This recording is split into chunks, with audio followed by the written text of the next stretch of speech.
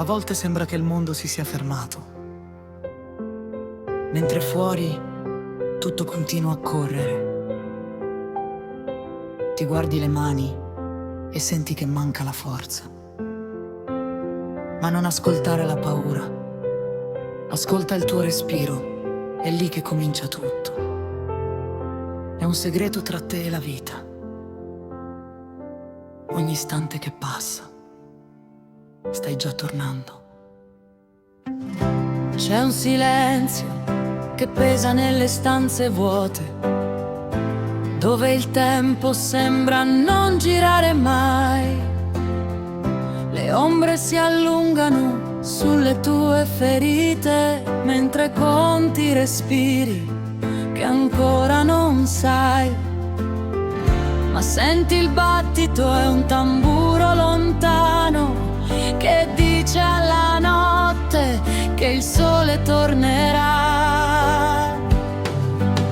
E sarà come un fiore che spacca il cemento, come il mare che torna dopo la tempesta.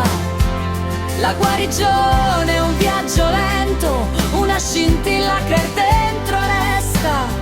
Non avere fretta di correre ancora, impara il ritmo di questa nuova ora.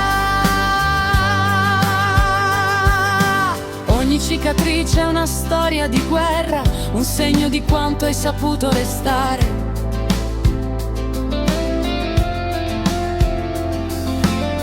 Anche se oggi ti senti terra, domani avrai ali per ricominciare.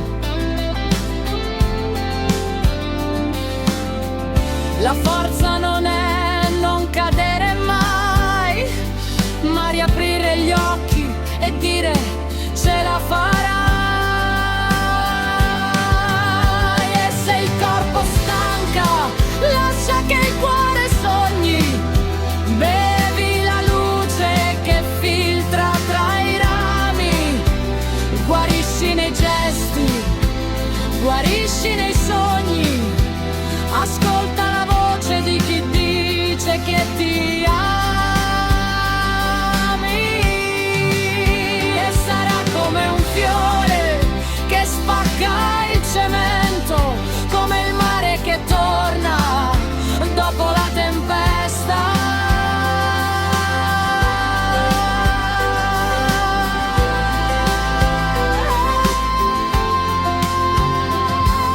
Un passo alla volta senza voltarti.